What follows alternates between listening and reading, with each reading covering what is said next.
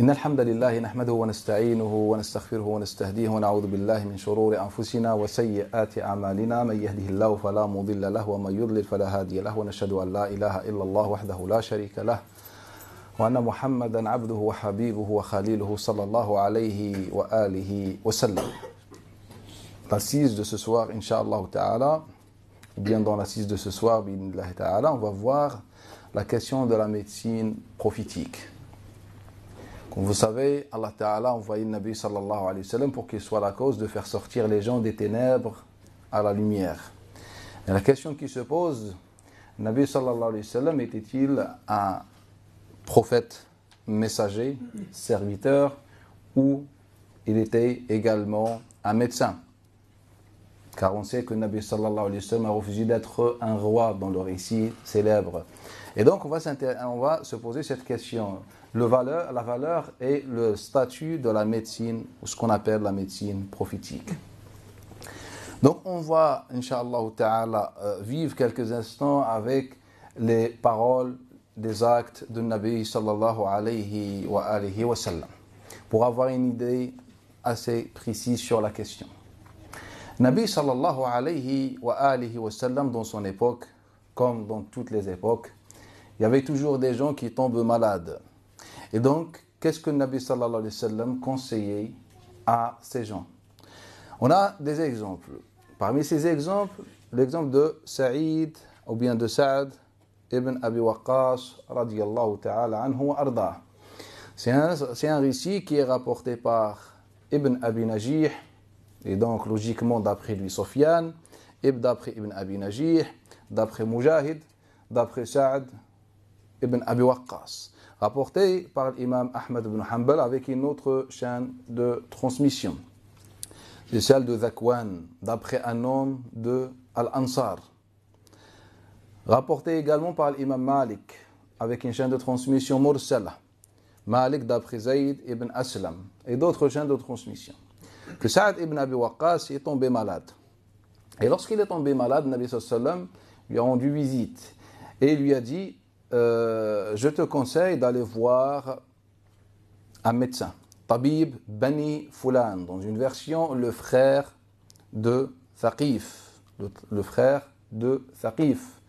Dans une version c'est Kilda al-Thaqafi, c'est l'un des compagnons du messager d'Allah Ta'ala.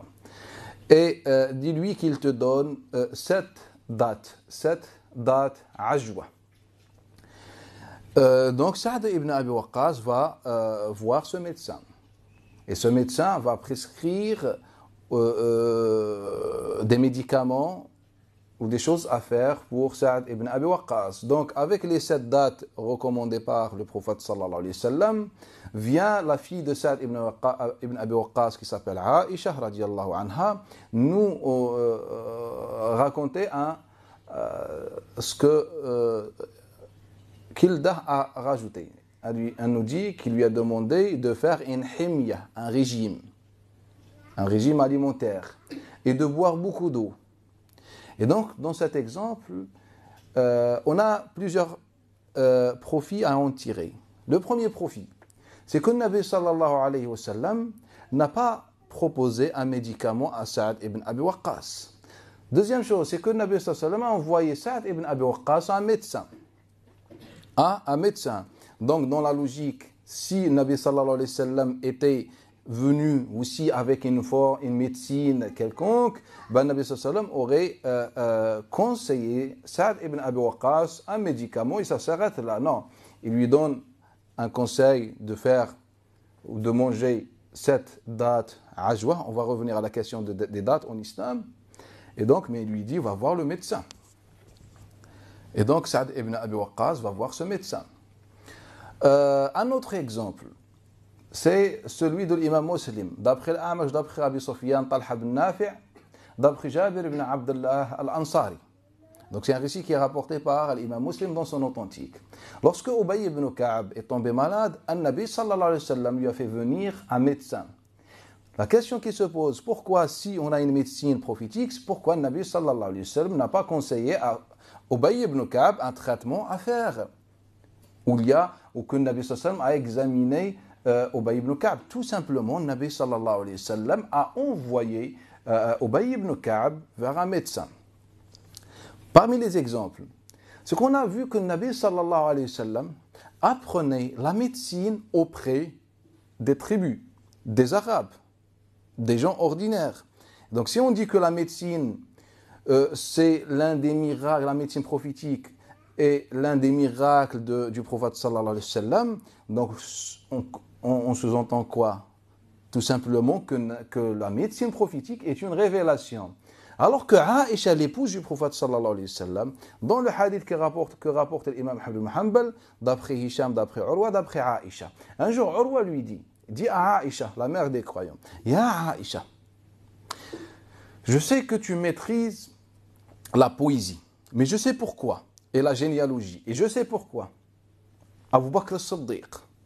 Abu Bakr as-Siddiq était un grand connaisseur de poésie et de la généalogie.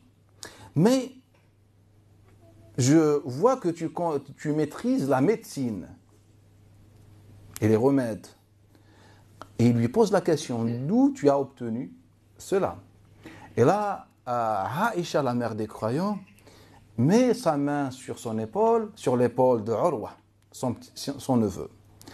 Et elle lui dit, lorsque le Nabi sallallahu alayhi wa sallam est tombé malade, et avec les délégations qui venaient de différentes régions, le Nabi sallallahu alayhi wa sallam leur questionnait ou bien questionnait ces Arabes sur les remèdes arabes. Et donc chaque délégation donnait un remède de sa tribu, ce qu'on a pratiqué dans la tribu.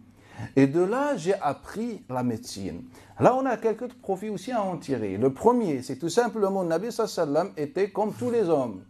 C'est de cette façon que le Nabi sallallahu alayhi wa sallam a été décrit dans le Coran al-Karim. Innama, Nabi sallallahu alayhi wa sallam, il est uniquement bashar, un homme. Nabi sallallahu alayhi wa sallam n'est pas un ange, c'est un homme, c'est le bien-aimé d'Allah Ta'ala, c'est le messager d'Allah Ta'ala, mais il reste un homme.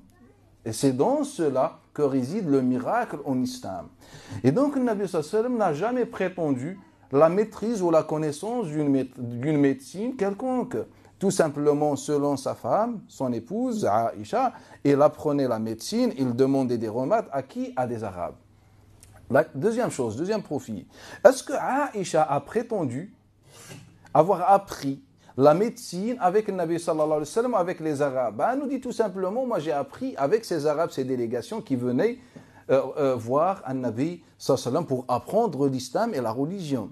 Et donc Aïcha nous dit tout simplement que je n'ai pas appris la médecine avec un Nabi sallallahu alayhi wa sallam.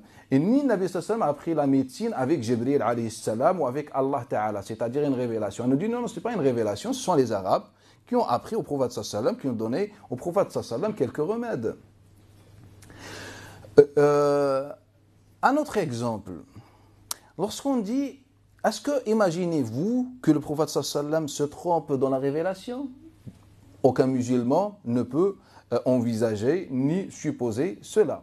Le Nabi sallallahu alayhi wa sallam ne peut pas se tromper, tout simplement car il ne parle qu'avec révélation. Mais on a vu que le Nabi sallallahu alayhi wa sallam se trompait dans la médecine. Ou bien, je vous donne l'exemple, le hadith qui est rapporté par Abi Huraira, par Thawban ibn Yajdud, par Shaddad ibn Aus, par Ya Allah, Rafi ibn Khudayj et d'autres compagnons. Le Nabi sallallahu alayhi wa sallam faisait al-hijama. C'est le fait d'extraire le sang malade du corps. On va en parler, Inch'Allah. Et donc, il faisait le hijama. Et un jour, il a perdu conscience. Il a fait le hijama pendant qu'il jeûnait. Il a perdu conscience. Et lorsqu'il s'est réveillé, il nous a dit, c'est-à-dire à ses compagnons, Aftar al-hajim ou al-mahjoum, celui qui pratique le hijama, ou celui qu'on lui fait al-hijama, eh bien, ils n'ont pas de jeûne. C'est-à-dire, ils n'ont pas le droit de jeûner.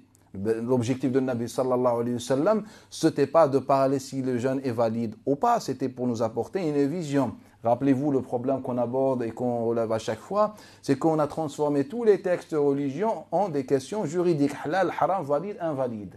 Donc Nabi sallallahu alayhi wa sallam, lorsqu'il nous dit celui qui fait le hijama, qu'on lui fait le hijama, n'a pas de jeûne, il ne parle pas de la validité forcément. En fait, Nabi sallallahu alayhi wa sallam, quand on prend en considération le contexte, le Nabi sallallahu alayhi wa sallam va dire tout simplement que ça peut nuire à la santé. Et là, le Nabi sallallahu alayhi wa sallam, savait-il que cela peut nuire à la santé? Ben, on a l'exemple que le Nabi sallallahu alayhi wa sallam, c'est après cet événement que le Nabi sallallahu alayhi wa sallam réalise que le hijama n'est pas compatible avec l'état du jeûne, la fatigue, etc.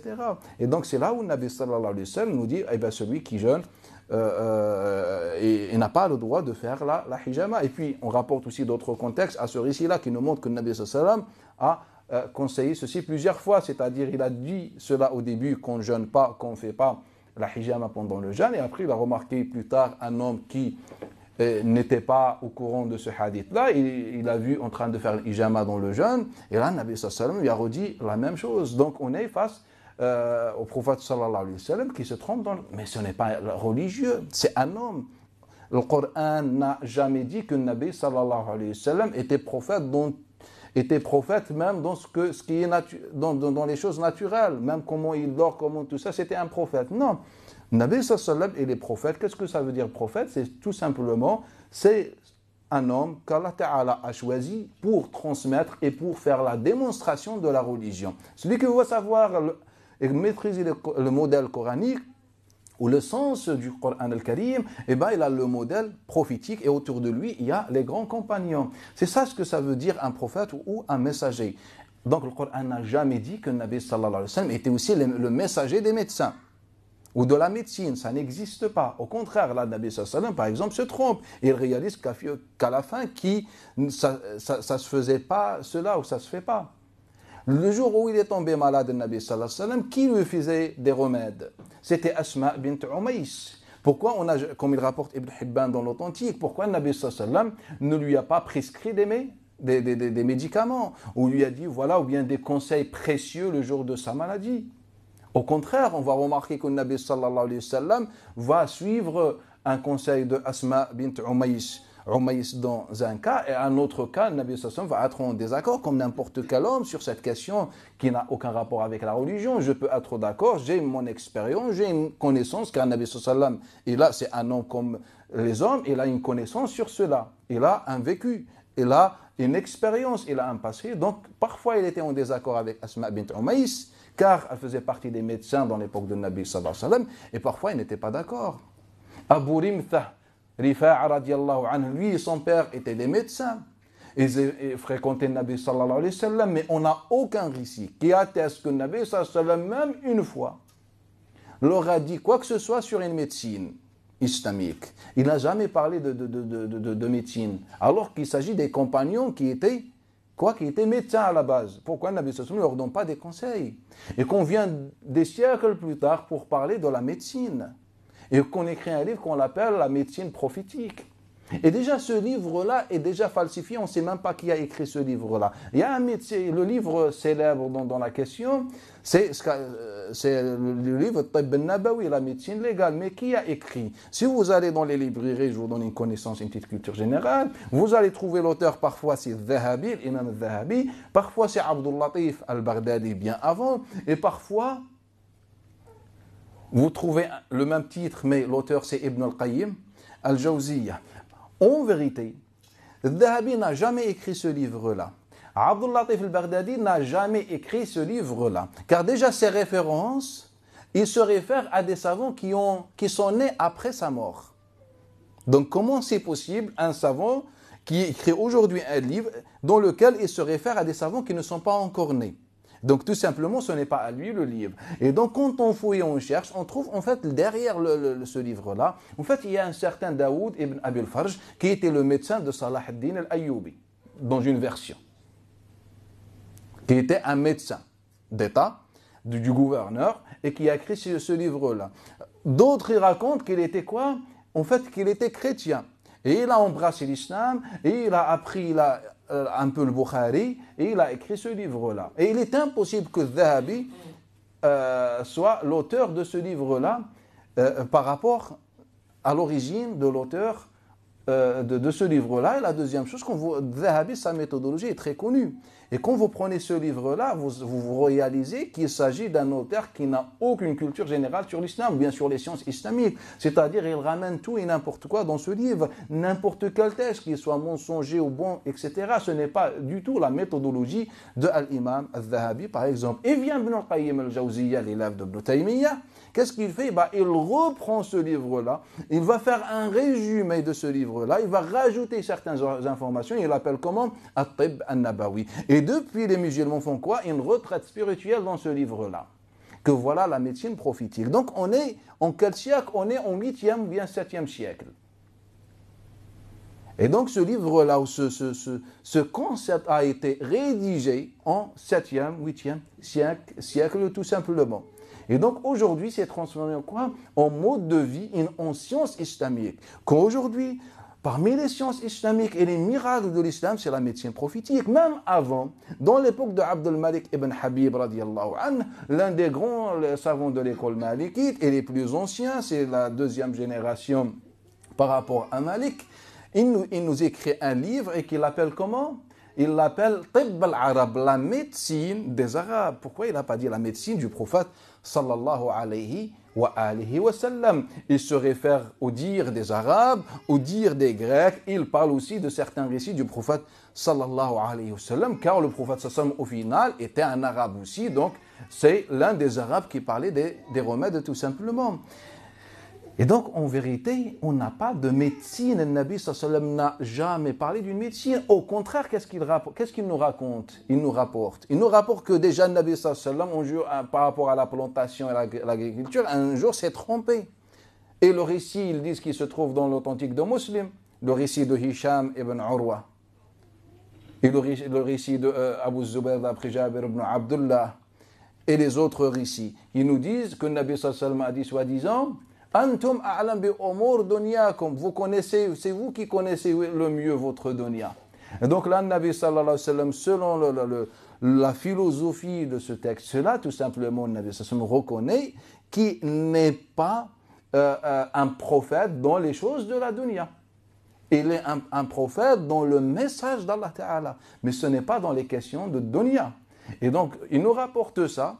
Ils authentifient ce hadith-là, par exemple, et il vient dire, on a la médecine prophétique et que ça vient d'Allah Ta'ala, que c'est une révélation. Mais j'aimerais bien savoir, est-ce que le Nabi connaissait les choses de dunya ou pas? Il faut résoudre tout d'abord ce problème. Donc on n'a pas de texte qui montre que le Nabi sallallahu alayhi wa sallam a dit de façon directe ou indirecte qu'il était prophète dans la médecine. Qu'il était prophète dans la médecine. Le seul texte qui existe dans notre religion affirmant une médecine, une guérison dans un produit, c'est le verset qui se trouve dans Surat Al-Nahl, lorsque Allah Ta'ala dit « Fihi shifa'un linnas » et que il n'a pas dit c'est une guérison. Regardez le verset. Allah n'a jamais dit une guérison pour les gens en parlant du miel. Il n'a pas dit une guérison. Il a dit « Fihi ». Dans le miel, il y a une guérison. C'est-à-dire que le miel peut être utilisé, que ce soit dans son état premier, ou après, par exemple, traitement, il peut être utilisé, il peut être le remède de certaines maladies. Car Allah Ta'ala n'a pas dit c'est une guérison. Et donc pour dire, voilà, c'est une guérison. Non, il a dit fihi, il contient une guérison. La seule chose qu'Allah Ta'ala affirme. Et bien sûr que tout le monde, aujourd'hui, que ce soit la médecine moderne ou l'expérience, prouve et confirme ce que Allah Ta'ala a dit dans ce verset. En dehors de ce verset, le Nabi sallallahu alayhi wa sallam n'a jamais prétendu qu'il y a un remède divin d'une maladie. On a vu le Nabi sallallahu alayhi wa sallam dans des exemples de maladies, il envoie les compagnons vers les médecins. Sa propre femme, elle n'apprend pas avec lui, mais elle apprend avec des Arabes. Et elle affirme que le Nabi sallallahu alayhi wa sallam a appris beaucoup de remèdes avec les Arabes. Le Nabi sallallahu alayhi wa sallam qui réalise qu'à la fin, que la hijama ne se fait pas pendant le jeûne.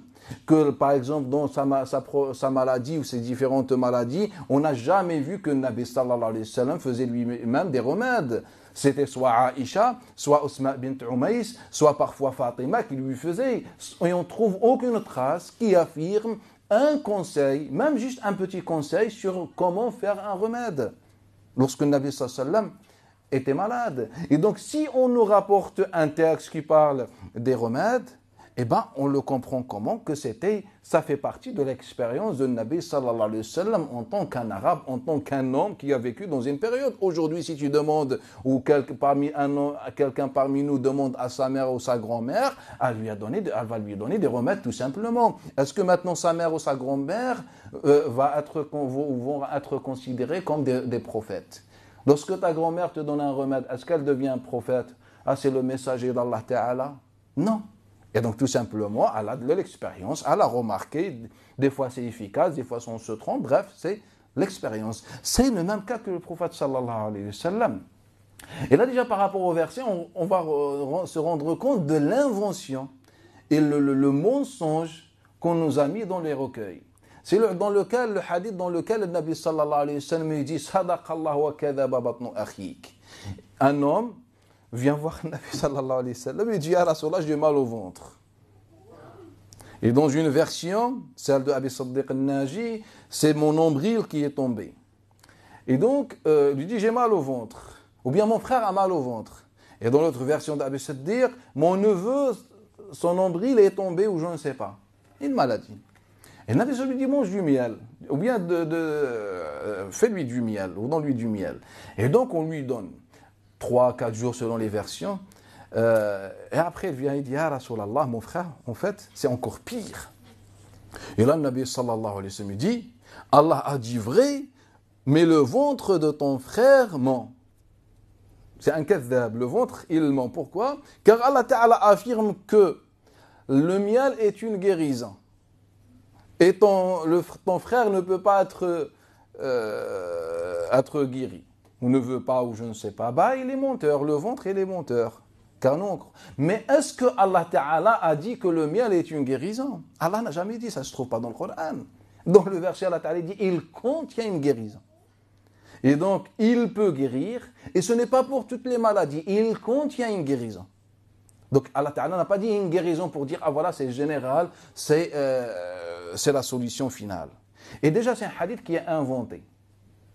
Pour quelle raison? Car dans le livre authentique, dans le Bukhari Muslim, on le trouve d'après Shu'ba, d'après Qatada, d'après Abi al-Mutawakkil, d'après Abi Sa'id al-Khudri. On tourne la page et on va se diriger vers Abd al-Razzaq dans le Musannaf. En fait, Ma'mar, il va nous dire, en fait, c'est d'après Qatada, 2 points, et c'est la parole de Qatada, le récit de Qatada. Et après, on va prendre un Nisa'i, il va venir Shayban ibn Farrour, il va nous dire, non, en fait, c'est d'après Qatada, d'après maintenant, ce n'est pas Ibn Mutawakkil, c'est d'après un certain Abu Siddiq al-Naji, d'après Abi Sa'id al-Khudri. Et quand je me pose la question en science du hadith, je m'interroge, et bien la science du hadith va courir vers moi, va me dire que Qatada tout simplement était modallis, et cela c'est sans divergence. Un jour, Shu'ba le rapporte en tant qu'une version d'après Qatada, d'après Abi al-Mutawakkil, d'après Abi Sa'id. Il vient Shayban, il nous dit non, en fait, d'après Qatada, d'après Abi Siddiq. Et après, il vient Ma'mar, il nous dit, il n'y a ni Abi Siddiq, ni Abi al-Mutawakkil, c'est le récit mursal de Qatada ibn Di'ama. Ce n'est pas à ce récit que je vais croire, ou sur quoi je vais fonder une religion, une vision en islam. Il n'y a pas sadaqallah et kadaba. Nabi sallallahu n'a jamais prononcé, car déjà le hadith lui-même est contradictoire avec le verset. Car le verset nous dit, il contient une guérison. Et le hadith nous parle de façon, on parle d'un absolu, que le miel est une guérison. Tu tombes malade, tu as, je ne sais pas, une grippe, tu as, je ne sais pas quoi, un cancer, tout ce que tu veux, et ben le miel. Et ce n'est pas vrai. Ce n'est pas vrai, c'est impossible. Pourquoi on veut attribuer à des choses qu'Allah Ta'ala n'a jamais dit? Pourquoi on veut attribuer des choses au prophète sallallahu alayhi wa sallam que le prophète n'a jamais dit? Pour que des gens viennent critiquer l'islam. Vous dites l'islam c'est la religion de vérité, ben prenez le miel et mangez le miel. Aïe, bismillah. Mangez le miel. Et donc ça, on est en train de détruire dans notre religion sans se rendre compte. Ou bien un autre, il vient me dire, je ne sais pas, manger at-talbina par exemple. Manger at-talbina. Dans lequel talbina a 7 guérisons. Talbina. Vous savez c'est quoi talbina? Vient du mot laban. Pourquoi? Car elle a une couleur blanche.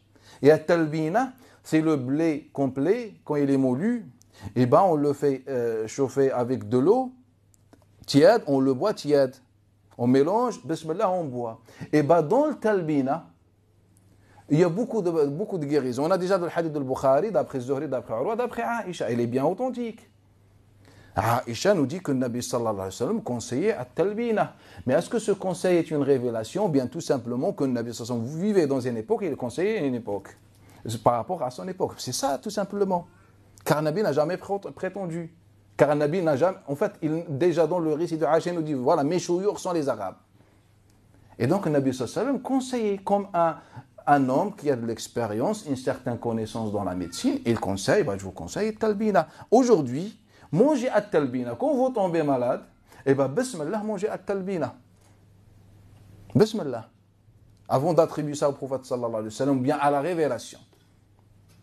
Talbina, je ne sais pas, peut-être la médecine moderne aujourd'hui n'est pas consciente, vous pouvez écrire un article, envoyer ça au laboratoire, et que talbina, c'est la guérison absolue. C'est le remède absolu. On n'aura plus besoin d'un autre médicament. On a talbina. C'est quoi talbina? C'est le blé avec de l'eau.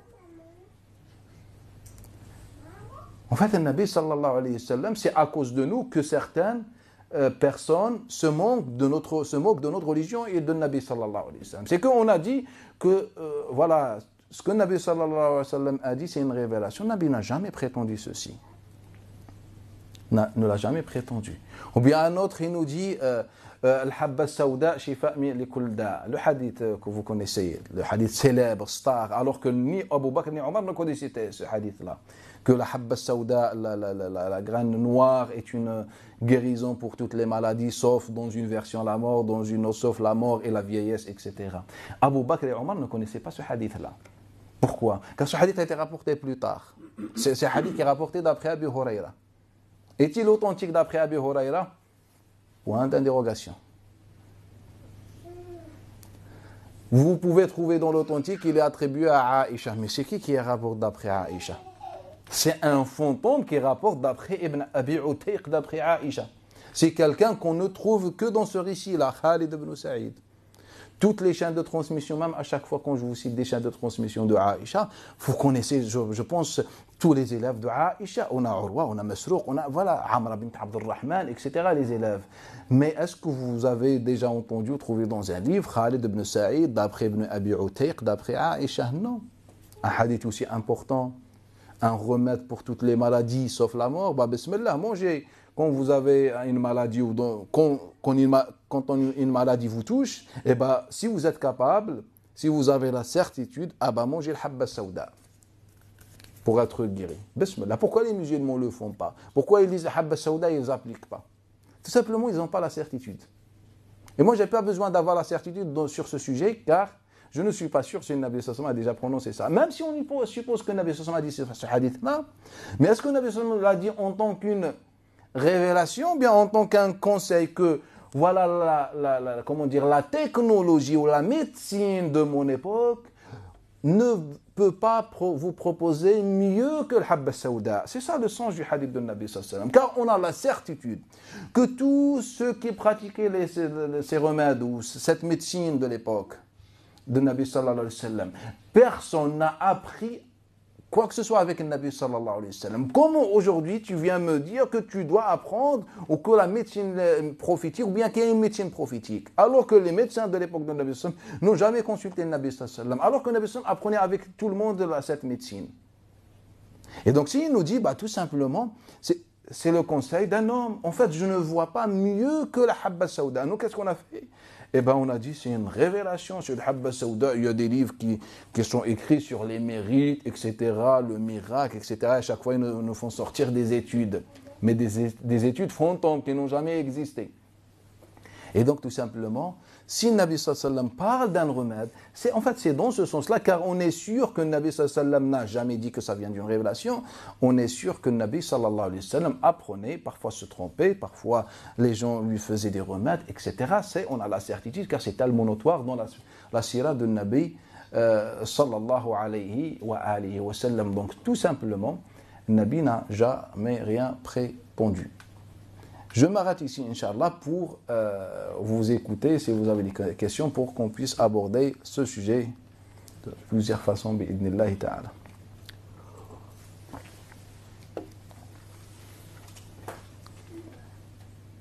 Cher, vous n'avez pas fini par rapport aux dates de Médine. Barakallahu fik. La question des dates. En fait, rappelez-vous ce que je dis à chaque fois. On n'a aucun hadith en islam qui est rapporté avec la parole propre de Nabi sallallahu alayhi wa sallam. Ça n'existe pas. Statistiquement parlant, ça n'existe pas. À l'exception des hadiths, des invocations, qui sont rapportés de la façon. Tout le reste du patrimoine prophétique est rapporté dans le sens. Tous les hadiths qu'on a vus, ce qu'on va voir, vous allez, comme à chaque fois je vous donne des versions différentes, et ben on va voir toujours des versions. Ce hadith-là ne fait pas d'exception. Le hadith sur les dates. Aujourd'hui, les musulmans, bien beaucoup de chouyours, pensent que manger cette date préserve par jour, tous les matins, à jeun, préserve même du poison, la sorcellerie, etc. Ben, commence, bismillah, mange. Mange cette date et va manger du poison. Et on va se retrouver au cimetière. En fait, on ne s'est jamais pris la tête pour étudier le hadith de Nabi sallallahu alayhi wa sallam. Nous, on s'est contenté de faire quoi? Je parle des chouyours. En fait, on prend juste un hadith qui est dans le Bukhari ou dans le Muslim et je dis voilà ma religion. C'est un hadith de Nabi sallallahu alayhi wa sallam. Mais le Bukhari ou le Muslim ou les autres, ce sont des savants qui peuvent se tromper. Et la deuxième chose, ce sont des livres du fiqh. Souvent, les gens pensent que le Bukhari, par exemple, c'est un livre du hadith. Non, c'est un livre du fiqh. Le Bukhari, il avait des convictions et il a mis les arguments de ses convictions dans des chapitres.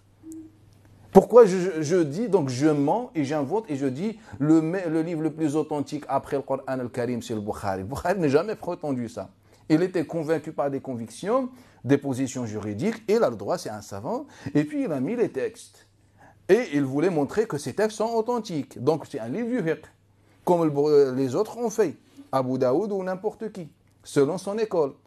Et donc, les savants, qu'est-ce qu'ils ont fait? Eh bien, ils ont pris des hadiths dans des chapitres, ils ont dit, voilà, ça c'est notre religion. Eh bien, ce hadith-là est rapporté par qui? En fait, il est rapporté par beaucoup de compagnons. Parmi ces compagnons, et la version la plus célèbre et qui se trouve dans l'authentique, c'est celle de Amir ibn Sa'd, le petit-fils de Sa'd le fils de Sa'd ibn Abi Waqqas, Amir ibn Sa'd ibn Abi Waqqas, d'après son père. D'après lui, on a un transmetteur qui s'appelle Hashim ibn Hashim, qui rapporte. Hashim ibn Hashim, d'après Amir, d'après son père. Il nous dit que Nabi sallallahu alayhi wa sallam a dit, celui qui mange cette date, ajwa, aja, et il sera préservé du poison et de la sorcellerie. Donc vous pensez, donc le cheikh musulman, il va faire quoi? Il va trouver ce hadith, il va faire une conférence. Voilà la médecine prophétique, voilà l'explication. Il va faire beaucoup de blabla autour de ce hadith-là. Alors que le Nabi n'a pas dit ce hadith-là. Le Nabi sallallahu alayhi wa sallam a dit encore autre chose. Et bien on va prendre par exemple une deuxième version. On va prendre une deuxième version, celle de Abdul Rahman. Il nous dit d'après Amir, d'après Sa'd ibn Abi Waqqas, que Nabi sallallahu alayhi wa sallam a dit, celui qui mange cette tamr, qui se trouve bayna al-labatayn, qui se trouve bayna al-labatayn, duel. Et donc la fin du hadith pareil. C'est quoi al-labatayn? Al-laba, c'est la colline composée par des pierres ou des roches noires, etc., volcaniques, si vous voulez. Et bien, à Médine, on a deux labas. Deux collines. On a celle de l'Est et celle de l'Ouest. L'Aba al-Sharqiyya, l'Aba al-Gharbiyya. Et donc, Sharqiyya, elle s'appelle l'Aba Waqim et l'Gharbiyya s'appelle l'Aba al-Wabara. L'Aba, on dit Harrat Waqim, Harrat al-Wabara. Ou Harrat, ou l'Aba Waqim, l'Aba al-Wabara. On disait dans l'époque de Nabi sallallahu alayhi wa sallam, l'Aba Bani Qurayda, là-bas la colline de Bani Qurayda et la colline de l'Ouabara également. Pourquoi? Car Bani Qurayda, les biens de Bani Qurayda et les terres étaient dans l'Aba al-Sharqiyya. Dans l'Aba al-Sharqiyya. Prenez avec moi un autre hadith pour comprendre mieux ce hadith-là. C'est le hadith de Malik d'après Zuhri, d'après Saïd ibn al-Musayyib, d'après Abi Hurayra. J'ai entendu le Nabi sallallahu alayhi wa sallam dire Ma bayna labatayha haram. Ma bayna labatayha haram. J'ai entendu le Nabi sallallahu alayhi wa sallam dire qu'on n'a pas le droit de tuer les bêtes, etc. à Médine. Et il disait entre les deux là-bas, c'est haram, sacré.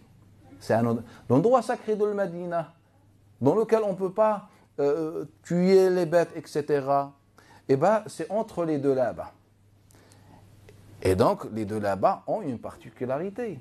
Le Nabi sallallahu alayhi wa sallam, dans le hadith notoire, il nous disait la terre de Medina est une guérison. Donc vous pouvez consulter un laboratoire, il va sur la terre de Medina, il va faire des analyses pour trouver s'il y a des bienfaits dans la terre de Medina. Il n'y a pas de bienfaits, en fait c'est une bénédiction divine. Ça n'a aucun rapport avec des bienfaits ou la médecine. Et bien la terre de Medina, comme l'eau de Zamzam, ce sont des barakas. Tu bois, tu es guéri, grâce à Allah Ta'ala. Pourquoi? Car c'est une baraka. C'est comme le croyant qui a la certitude, il lit le Coran al-Karim et il est guéri. Comme on a vu de façon notoire dans l'histoire de l'islam.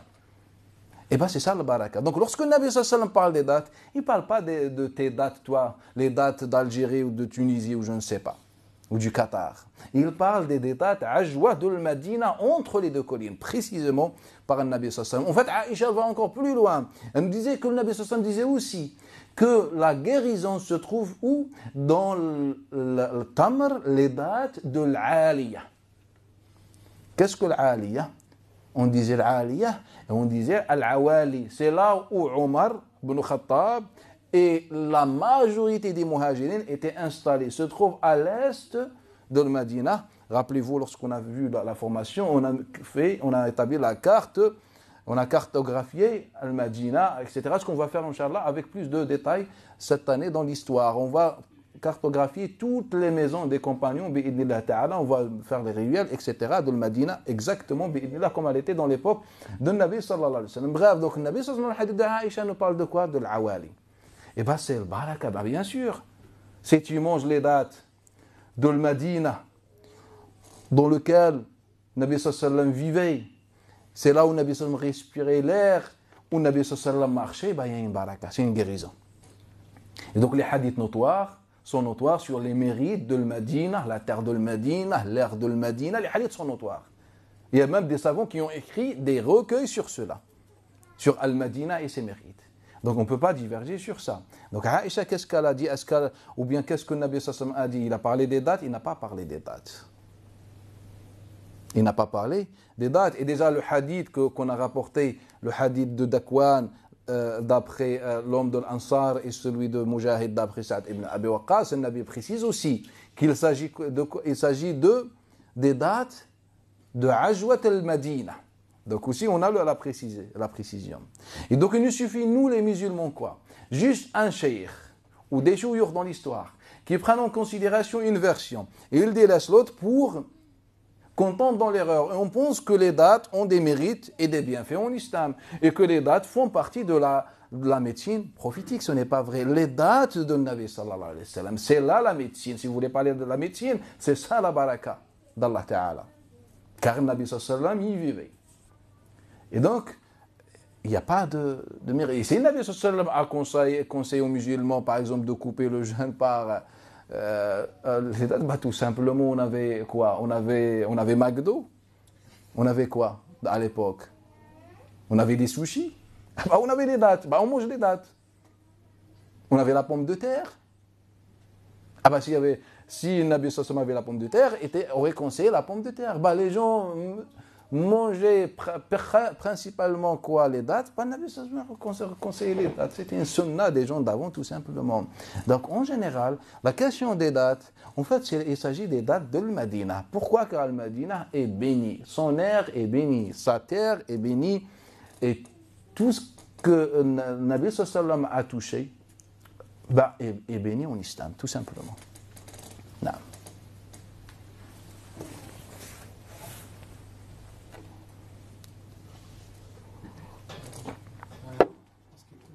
Je voudrais juste revenir sur ce que vous avez dit. Quand vous dites qu'il y a une baraka, c'est-à-dire que par exemple, est-ce qu'il faut avoir la certitude pour être guéri? Ou parce que si c'est une baraka et par exemple on se dit je vais manger une date par exemple qui proviennent des deux collines, mais si je suis pas guéri, donc ça veut dire que est-ce qu'il faut que j'ai la certitude que je vais être guéri grâce à ça, ou parce qu'il y a une possibilité que je sois pas guéri si je mange ces dates là? Là, mais on parlait de l'époque de Nabi sallallahu alayhi wa sallam. Est-ce que Nabi sallallahu alayhi wa sallam vit à Médine maintenant? Là, quand je dis ça, moi je reste avec le hadith de Nabi sallallahu alayhi wa sallam. Je n'invente pas des choses supplémentaires. Et Nabi sallallahu alayhi wa sallam parlait de son époque, qu'il conseillait, il leur disait la terre, etc. Je sais pourquoi. Avant le Nabi sallallahu alayhi wa sallam, la terre de Médine n'était pas une terre bénie. était une terre comme les autres terres. C'est une terre de guerre comme les autres terres arabes. C'est une terre de soumission, de shirk, des idoles. Et bien tout simplement, après l'arrivée de Nabi sallallahu alayhi wa sallam et la baraka, c'est devenu une terre bénie. Et donc on parle de l'époque de Nabi sallallahu alayhi wa sallam. Donc à partir de sa mort, d'accord. Et il y a des hadiths qui parlent de que quand le prophète sallam il était malade, il récitait le Mu'awwidhatayn et tout. Et donc je voulais savoir, c'est juste pour la baraka. Non, en fait, ça n'a aucun rapport. Là, la récitation, ce que si vous voulez, on appelle ça ruqya. Ça, c'est pas une médecine. Nous, on parle d'une médecine que le Nabi a laissé des remèdes, des recettes, etc., des traitements. Mais lire le Coran al-Karim, ce que chaque musulman devrait faire quand il tombe malade, tout d'abord, avant que tu ailles voir un médecin, si tu as la certitude, tu commences par le Coran al-Karim. C'est pas forcément dans l'intention pour être guéri, mais c'est le Coran, c'est ta vie. Tu es toujours attaché au Coran al-Karim. Et donc, le Nabi sallallahu alayhi wa sallam, lorsque par exemple le hadith de Malik d'après Urwa, d'après Zuhri, d'après Urwa, d'après Aïcha, et Malik d'après Hisham, d'après Urwa, d'après Aïcha, nous rapporte ce que le Nabi sallallahu alayhi wa sallam faisait. En fait, le Nabi sallallahu alayhi wa sallam, il faisait de côté le remède de qui? De Asma bint Umays, l'épouse d'Abu Bakr as-Siddiq. Aussi son remède. Donc il récitait le Coran et aussi il faisait le remède. Et dernière question, je voudrais savoir, la hijama, est-ce qu'elle est apparue à l'époque du prophète sallam? Est-ce que c'est le prophète sallam qui l'a inventée? Ou est-ce que ça existait bien avant? Parce que si ça existait bien avant, on ne peut pas dire que la question de l'hijama, en fait, les musulmans, qu'est-ce qu'ils ont fait? Ils ont séquestré l'hijama. C'est une séquestration. Personne au monde ne peut prétendre que l'hijama vient et elle commence depuis l'époque de Nabi sallallahu alayhi wa sallam. Tous les historiens, les archéologues, tout ce que vous voulez, tous les gens, les hommes, les fils d'Adam sont d'accord que le hijama vient soit de chez les Égyptiens, soit de chez les Chinois. Donc généralement on a deux théories. Mais on a la certitude que la hijama est beaucoup plus ancienne que Nabi sallallahu alayhi wa sallam et son époque. Donc c'est la première chose. Et ça c'est une preuve qui montre que si on veut parler d'une médecine divine, eh ben, ça va être accordé à qui? Au pharaon, l'Égyptien, ou bien à M. Young, le Chinois. Tout simplement. Quand il nous parle des mérites divins, irréprochables de la médecine de l'hijama, eh bien, barakallahu fik. Donc, si tu as ce principe-là, tu attends quoi pour faire de Pharaon un prophète ou bien de M. Young un prophète? Ça vient d'Allah Ta'ala selon toi. C'est miraculeux. C'est pas vrai. Donc, le Nabi sallallahu alayhi wa sallam a fait le hijama comme tout le monde. La deuxième chose, est-ce que le Nabi sallallahu alayhi wa sallam pratiquait lui-même le hijama? Dans la logique, si on dit que le Nabi sallallahu alayhi wa sallam a, en fait, il y avait une forme de hijama, mais ce n'est pas de la façon prophétique. En fait, le Nabi sallallahu alayhi wa sallam l'a modifié et l'a rendu un miracle. Qu'autrefois, soi-disant, on faisait dans n'importe comment et que le Nabi sallallahu alayhi wa sallam l'a réformé. Par exemple, si quelqu'un nous dit comme ça, mais dans la logique, c'est le Nabi sallallahu alayhi wa sallam, dans la logique, c'est le Nabi sallallahu alayhi wa sallam qui devrait la commencer. Et puis nous, les compagnons, on va le suivre. C'est ça la logique. Et bien on trouvait que le Nabi sallallahu alayhi wa sallam n'a jamais pratiqué al-hijama. Le Nabi sallallahu alayhi wa sallam, il avait son hajjam. Et il y avait de nombreux hajjams, parmi eux Abu Taïba. Le hadith de Malik, d'après Ja'far al-Sadiq, d'après Muhammad al-Baqir, d'après Jabir ibn Abdullah, par exemple. Et donc il y avait Abu Taïba qui faisait al-hijama. Il faisait pour lui, il faisait pour la femme. Ça, c'est juste pour, on dit que c'est haram, etc. Et que la femme en islam doit avoir une femme médecin, sinon c'est haram, etc. Dans le musulman, Layth ibn Sa'd, d'après Abu Zubayr, d'après Jabir, et que Salama a voulu faire le hijama, et le Nabi sallallahu alayhi wa sallam a dit, mais il y a Abu Taïba, il y a Abu Taïba. Et le hijama se fait où? Sans fil, de loin, à distance. Il faut réfléchir. À distance. Je t'envoie un mail et c'est bon, c'est le hijama. Et bien, Abu Taïba, tout simplement, a fait à Salama. Est-ce que c'est haram ou c'est moche? Non, c'est dans nos têtes. Car nous, on est psychologiquement formatés comme ça, malheureusement. On est des gens malsains, à chaque fois, il faut qu'on a des arrière-pensées. C'est comme ça. À tel point que je vous dis quelque chose. qui me donne, wallah, et chaque jour, je vis le malheur avec ce qu'on a dans le patrimoine. Que le transmetteur, si vous prenez l'authentique de Muslim qui rapporte la chaîne de transmission, qu'est-ce que le transmetteur a dit? En fait, il a dit, et je pense que Abu Taïba était soit le frère ou le demi-frère de Salama, par allaitement, soit était petit, un enfant de 3 ans qui fait le hijama. Et donc nous, qu'est-ce que les choueurs musulmans ont fait? Tout simplement, il n'y a aucun problème. On va commenter ce rajout et on va coller, on va se débrouiller pour dire, voilà, en fait, non, vous n'avez pas compris. En fait, Abu Taïba, c'est le demi-frère. Ou bien, si vous voulez bien, c'est un petit. On a 2 possibilités possibles.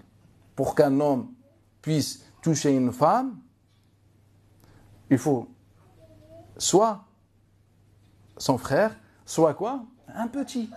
Même si certains, un petit, ça coupe les ablutions. On ne va pas en parler. Et donc, voilà, on a proposé, le transmetteur nous a fait quoi? En fait, le transmetteur et le dire du transmetteur reflète l'état des musulmans arriérés et qui n'a aucun rapport avec l'esprit du prophète sallallahu alayhi wa sallam.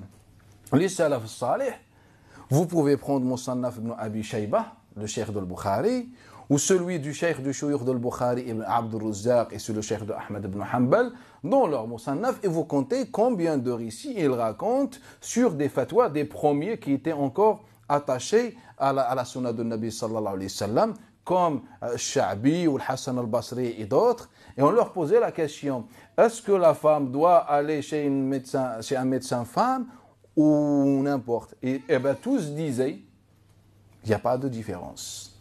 Vous pouvez revenir à ces livres-là, le chapitre s'appelle Tib, la médecine, dans ces recueils, et vous allez chercher, par exemple, la question de l'jabir, à faire du plâtre. Une femme est tombée, elle s'est cassée, par exemple, la jambe, ou le bassin, ou un membre, est-ce qu'elle doit aller chercher une femme pour faire le plâtre?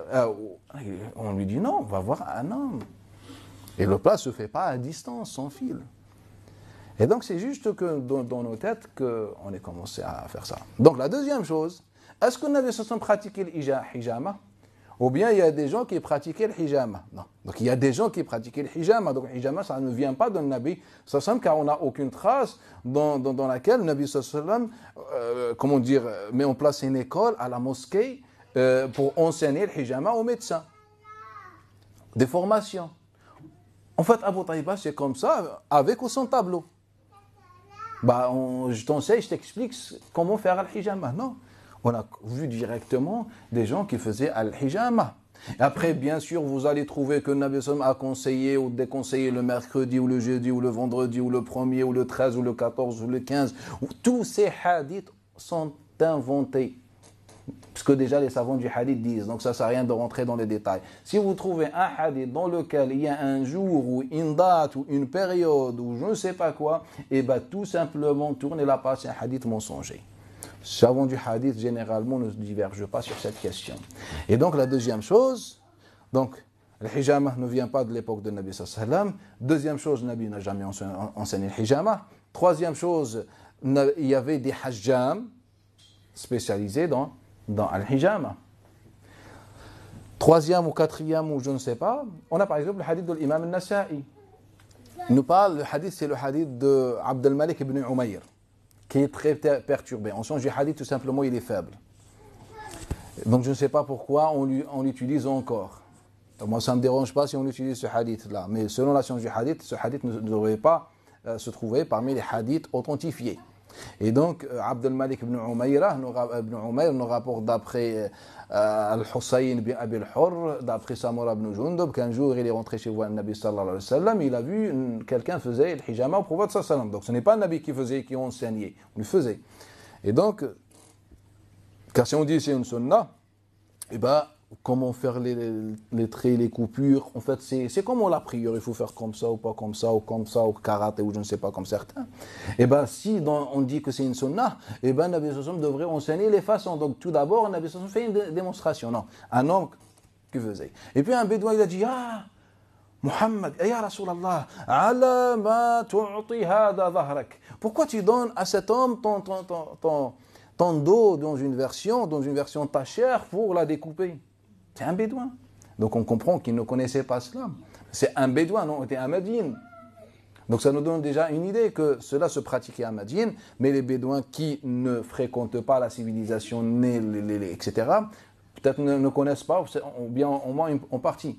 Et donc il dit, qu'est-ce que tu fais? Pourquoi tu lui donnes ya Rasulullah ton dos pour le découper? Et là, la personne lui dit, hadi al-hijama en fait. Elle s'appelle al-hijama. Et le meilleur remède chez les Arabes, c'est quoi? C'est le hijama. C'est la parole. Et la fin, le meilleur remède est le hijama. Ça, c'est une parole qui est rapportée également par Humayd, At-Tawil et Qatada, les deux, d'après Anas ibn Malik, rapportée également par, Allah si je ne me trompe pas, Abu Moussa al-Ash'ari. Et donc, le Nabi sallallahu alayhi wa sallam fait des éloges à al-hijama. Al-hijama, et le Nabi sallallahu alayhi wa sallam, dans le hadith célèbre, il nous parle de 3 remèdes que les Arabes n'ont pas connus, ou bien il n'y a pas mieux que 3 remèdes. Le premier, c'est le miel. Donc, ce ne sont pas les remèdes absolus. Il n'y a pas mieux. Par rapport à l'époque, on n'a pas mieux, c'est vrai. Donc, les Arabes n'avaient pas mieux dans l'époque de Nabi sallallahu alayhi wa sallam que le miel. Deuxième, al-hijama et al-kayy. Al-kayy, c'est avec avec du fer, on fait des barakallahu fik. Naam.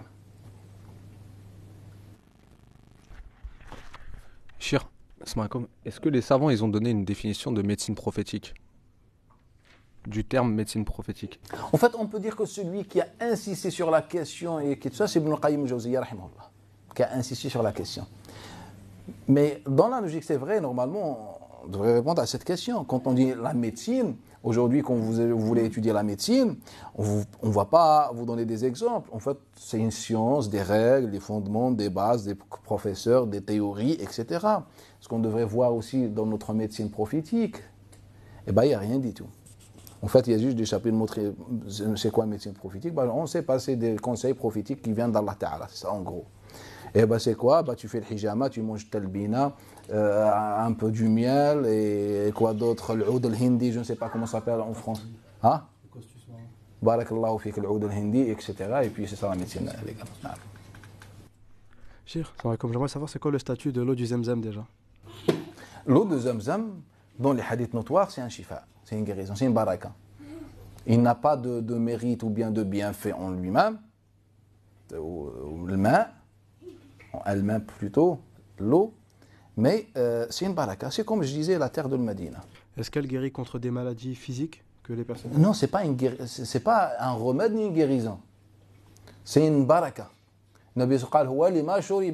Donc ça dépend de l'intention de la personne, de la relation de la personne avec Allah Ta'ala. Il y a plusieurs facteurs qu'on doit prendre en compte. Cheikh, est-ce que quand on dit qu'un élément c'est une baraka, est-ce que ça veut dire que cet élément elle peut avoir un effet sur notre santé? Bien sûr, c'est possible. Donc ça peut nous guérir indirectement? C'est possible, naam. C'est possible que l'eau de Zamzam guérisse les gens. C'est une baraka. C'est comme la terre ou comme je ne sais pas. Parfois juste un pieu qui a la crainte d'Allah Ta'ala, juste qui te touche, peut-être c'est une baraka pour toi et c'est une guérison pour toi. C'est secret d'Allah Ta'ala dans sa création. Sur la hijama, c'est vrai qu'il y a des hadiths qui disent que le prophète a fait la hijama, enfin se l'est fait faire, ça ne veut pas dire que c'était une sunna. Après on a des hadiths, par exemple celui d'Ibn Abbas, quand le prophète sallam, il aurait dit, ou il dit, la nuit du voyage nocturne, aucun groupe d'anges ne m'a approché sans qu'ils m'aient tous dit, ô Muhammad, recours à la hijama. Et dans une autre formulation de Anas, ordonne à ta communauté la pratique de la hijama. Il n'y a pas un texte qui peut être authentifié ou juste avoir l'odeur d'authenticité avec ça. Tous ces hadiths sont inventés, sans qu'on rentre dans le détail. Si vous trouvez un texte qui, soi-disant, ordonne, ou que les anges ordonnent, comme ils ont ordonné l'imam, ou je ne sais pas, eh ben c'est inventé. Il n'y a pas de hadith sur ça. J'avais vu aussi, il y a certains frères qui mettent du khor, ce qu'on appelle une espèce de poudre qu'ils mettent sur les yeux, et ils se basent sur un hadith de Tirmidhi, qui appartient à Tirmidhi, qui dit que le prophète sallam a dit que celui qui met du khor, ça renforce la vue et ça protège les cils et ça renforce la vue. En fait, la question de l'ithmit, c'est comme la question si on affirme l'existence du hadith de l'habba sauda ou je ne sais pas. En fait, le Nabi nous donne des conseils. Mais le Nabi n'a jamais prétendu. C'est-à-dire, tu peux prouver le contraire. Que l'ithmid, non, l'ithmid n'a pas cet effet, ces effets. Mais cher, comment on arrive à différencier le conseil du prophète? Car on n'est pas dans la religion. L'ithmid, c'est naturel. Et quand on dit Que Nabi dormait sur le côté droit, par exemple, ou tout ça.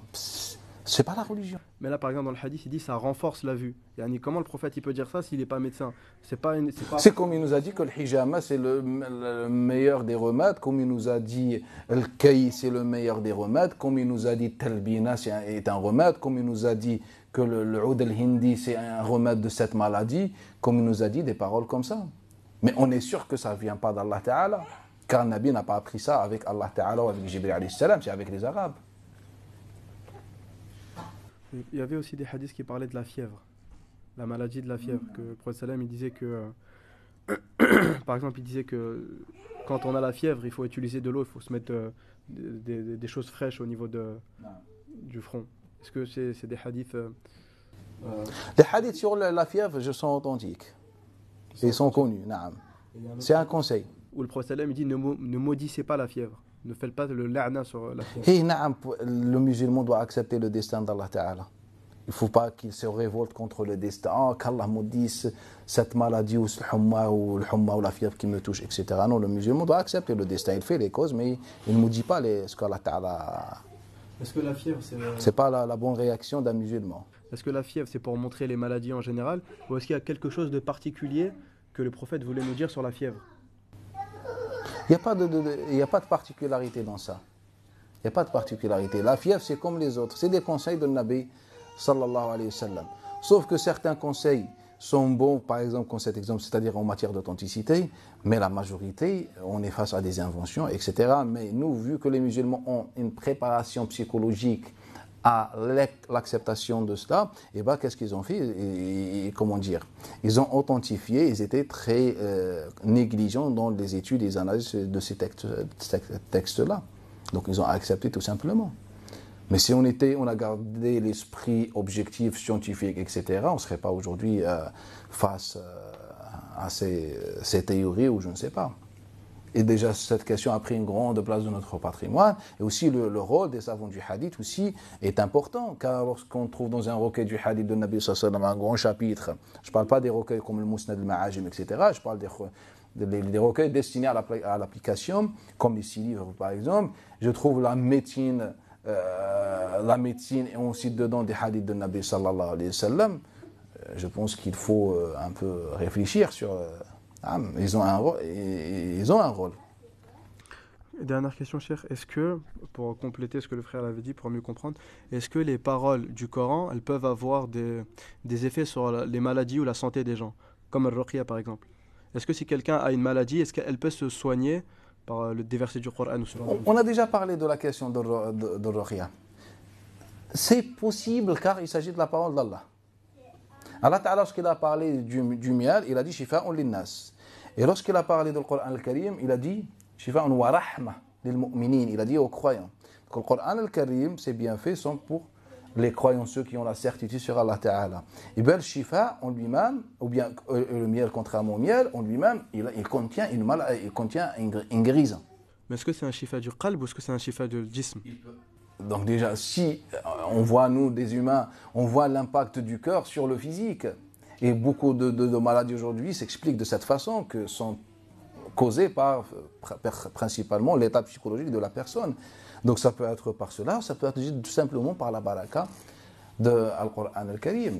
Mais il faut, moi, ce que je vous demande, ce que je conseille, il faut juste, le Nabi sallallahu alayhi wa sallam n'a pas besoin des hommes pour qu'il soit un messager véridique, n'a pas besoin de nous. Ça sert à rien d'inventer des idées ou des idéologies pour confirmer la prophétie, le message du prophète sallallahu alayhi wa sallam n'a pas besoin de nous. Le prophète sallallahu alayhi wa sallam, il est prophète, qu'on veut ou pas, et qu'on invente ou pas, il est prophète. Mais si on invente, on est en train de le salir. Car aujourd'hui, lorsque les gens nous attaquent, ils nous disent, voilà, vous dites le Nabi, votre prophète, etc. Bah regarde. Comme l'un il dit, il faut manger l'urine des chameaux, par exemple. Ça, c'est la honte. Quelle urine du chameau?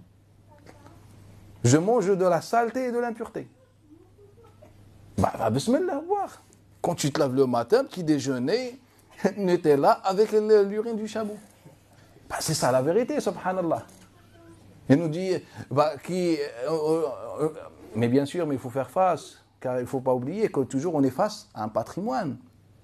Il nous dit, voilà, le hadith qui est pratiquement notoire d'après Anas ibn Malik. Notoire d'après Anas, pas notoire d'après le Nabi sallallahu alayhi wa sallam. Qui n'est rapporté que par Anas ibn Malik. Bien sûr, il y a des récits de Abi Huraira, de Jarir Abdullah Bajali, etc. Mais ils ne sont pas bons. Donc on a le hadith qui est déjà dans le Bukhari et Muslim, dans lequel Nabi sallallahu alayhi wa sallam, dans l'histoire de Urayna, ou Thukl chez certains, dans certaines versions, lorsqu'ils sont tombés malades, Ijtaou al-Madina, le Nabi sallallahu alayhi wa sallam aura dit, vous allez boire l'urine et le lait des chamelles. Mais déjà ça cause un problème pour vous. Pas pour vous, mais pour notre culture. C'est que nous, pratiquement la majorité des savants musulmans pensent que la zakat est destinée aux 8 personnes mentionnées dans le Coran al-Karim. Donc on n'a pas le droit de toucher à l'argent de zakat. Ils disent, on n'a pas le droit de toucher à l'argent de zakat. Bien sûr, selon moi, ma position, peut-être on abordera cette question, c'est tout à fait le contraire. Mais pour la majorité des savants, on ne peut pas. Et bien là, Nabi sallallahu alayhi wa sallam oriente des étrangers à faire quoi? À profiter de l'argent de qui? Des orphelins, les pauvres, les nécessités de façon générale. C'est la première chose. La deuxième chose,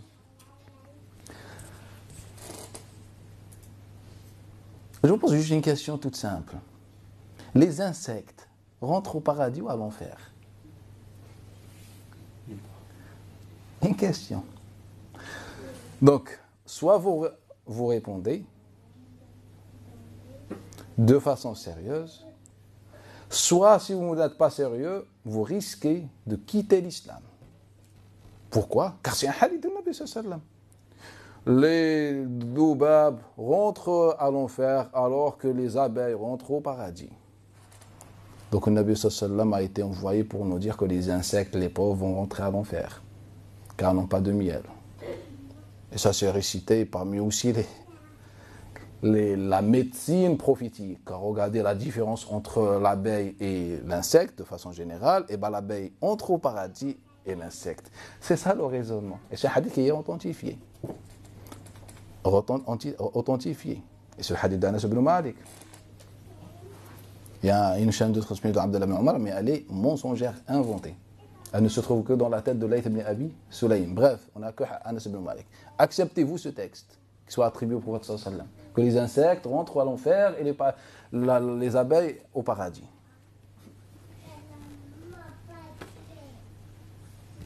Bismillah. Par exemple, dans le Bukhari et Muslim, on trouve que un homme était avec le Nabi sallallahu alayhi wa sallam, il écrivait le Coran pour le prophète sallallahu alayhi wa sallam, et à chaque fois il falsifiait des versets. Donc le récit, de cette façon, il falsifiait des versets. Et le Nabi sallallahu alayhi wa sallam ne se rendait pas compte.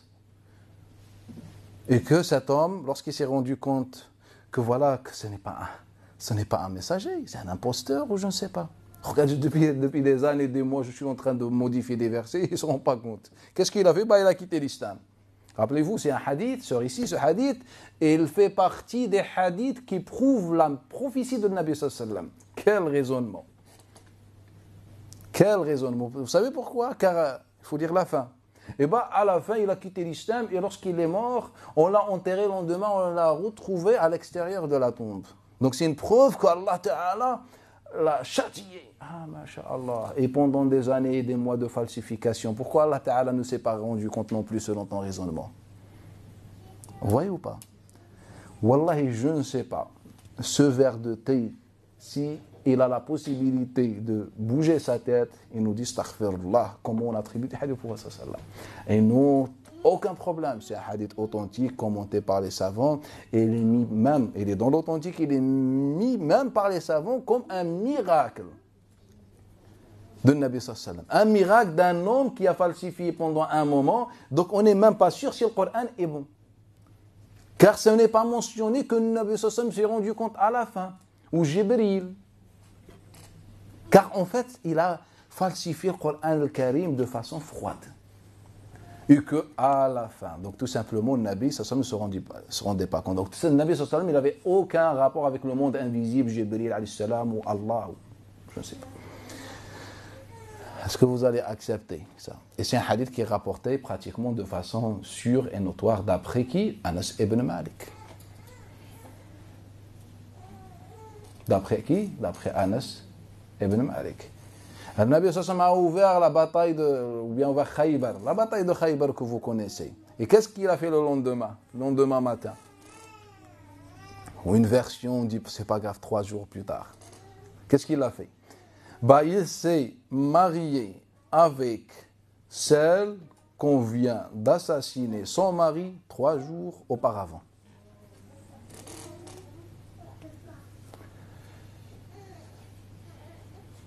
Pensez-vous qu'il y a une femme sur terre, peu importe sa religion ou son appartenance, qu'elle va accepter de se marier 3 jours plus tard avec l'assassin de son mari? Est-ce que vous pouvez accepter? Vous pouvez imaginer ça? Car le récit, qu'est-ce qu'il dit? Qu'on a assassiné, pourquoi?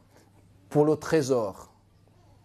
Pour le trésor, sans qu'on rentre dans les détails. Je crois que c'est un sujet qu'on a déjà vu. Si on ne l'a pas vu, on le verra, Inch'Allah. Quand on va étudier, on va voir une liste des questions, des récits qui sont attribués de façon mensongère au prophète sallam qui se trouvent dans nos authentiques.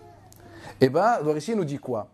Qu'on a assassiné pour la torture, ou bien on a torturé la personne, son mari, pour l'argent, et il est mort 3 jours plus tard à Wad al-Qura, donc un peu plus vers le nord, en direction donc, de Khaybar vers le nord, pas vers le Médine. La deuxième version, en fait, elle nous dit, c'était en allant vers le sud, c'est-à-dire en rentrant à Médine, Biwadi Sahba. Donc peu importe que ce mariage était fait vers le nord ou vers le sud, on est à 1 ou 2, 3 jours de l'assassinat de son mari. Donc tout simplement, elle n'a même pas respecté la période qu'une veuve devait respecter. Tout simplement, il est impossible que cette femme était satisfaite, c'est-à-dire, elle était dans la contrainte. Bref, si on regarde de façon objective, même pas de façon objective, même si on est fanatique, comme Allah Ta'ala il dit sur Pharaon, même s'ils ont nié ceci, mais au fond dans leur cœur, ils reconnaissaient la vérité de cela. Ce qu'Allah Ta'ala a dit sur Pharaon. Même s'ils disaient non, je suis votre Seigneur ou je ne sais pas quoi, ils savaient qu'il ne valait rien du tout. Et donc, en fait, le transmetteur qui revient à chaque fois, et je peux vous faire une liste. Wallah, je peux vous faire... Heureusement que les musulmans ne connaissent pas beaucoup de hadiths de Nabi, attribués de façon erronée, pas forcément mensongère, des fois on se trompe, erronée pour votre sallallahu alayhi wa sallam. Et c'est pour ça que les Hanafites nous ont donné la fatwa qu'on ne comprend pas les récits de ce transmetteur. Pourquoi? Car il avait vieilli, il avait plus de 100 ans. Et donc il confondait les récits, les personnages, etc. On a réglé l'histoire pendant les 2 premiers siècles. Plus tard, ce problème est réapparu. Et on est en train de vivre cette époque. Et c'est pour ça que certains aujourd'hui pensent que dans l'urine des chameaux, il y a un remède. Un remède, bismillah, va en boire. Et tu vas voir quelle maladie tu vas rattraper. Ou je ne sais pas. Et donc, il n'y a pas de maladie. Il n'y a pas de remède. Ou bien l'autre hadith qui parle sur les moustiques. Que quand une mouche tombe dans l'eau, je ne sais pas, qu'est-ce que tu fais? Il faut là. Qu'est-ce que tu fais? Maintenant, on a 2 possibilités. Soit la médecine confirme, et nous on confirme le hadith, soit on ne confirme pas, elle infirme, et nous on fait la même chose. Vous allez me dire, mais ce n'est pas un raisonnement, ce n'est pas une méthodologie, c'est vrai. En fait, c'est ça ce que les musulmans sont en train de faire. C'est la médecine confirme. Quand je dis confirme, c'est-à-dire si on est aussi malin d'inventer des fameuses études, comme on a fait avec Siwak, ils nous disent que le bâton, il a un grand mérite et des bienfaits, des idées, etc. Et après, on s'est rendu compte que ceux qui ont dit ça, en fait, ils ont inventé ça juste par amour au prophète sallam, comme autrefois on a inventé des hadiths car on aimait la bienfaisance, donc on appelait les gens à faire du khayr. Et donc, donc je disais que ce que nous, aujourd'hui, on est en train de faire. Moi, je dis quoi? C'est un hadith qui, selon la science du hadith, il n'est pas bon. Selon la science du hadith, il n'est pas bon. Il est rapporté par, il y a Allah, par Muhammad ibn Ajlan. Et les transmetteurs d'après lui, on a deux qui se divergent sur sa transmission. La transmission du hadith. Bah, on a, comment il s'appelle, il y a Allah, Bishr ibn al-Mufaddal qui nous dit d'après Muhammad ibn Ajlan. Et il nous dit d'après Saïd al-Makhbouri, d'après Abi Huraira. Il vient Ayyub ibn Yahya, il nous dit non, en fait c'est d'après Muhammad ibn Ajlan. Et d'après Hakim ibn Qaqa ibn Hakim, d'après Abi Salam ibn Abdurrahman, d'après Abi Huraira, on n'est pas sûr qui c'est. Donc déjà, Muhammad ibn Ajlan, un point d'interrogation, c'est le savant du hadith, il a une très mauvaise mémoire et confondait les choses. Deuxième chose, Muhammad ibn Ajlan, tout ce qu'il rapporte d'après son Saïd ibn Abi Saïd Makhbouri, en fait, il l'a ramené d'où? De chez un homme. Et ça, on va le voir plus précisément en sciences du hadith. On va revenir au support de Muhammad ibn Ajlan pour voir sa fiabilité, etc. C'est une question fondamentale que personne n'a abordée jusqu'à aujourd'hui en sciences du hadith. Sinon, on a le même hadith, mais cette fois-ci, il est attribué à Abi Saïd al-Makhbouri, Abi Saïd al-Khudri, le compagnon, radiyallahu anhu. Mais qui rapporte ce hadith? Bah, il le rapporte celui qui était la cause des coups de fouet que Malik a reçus.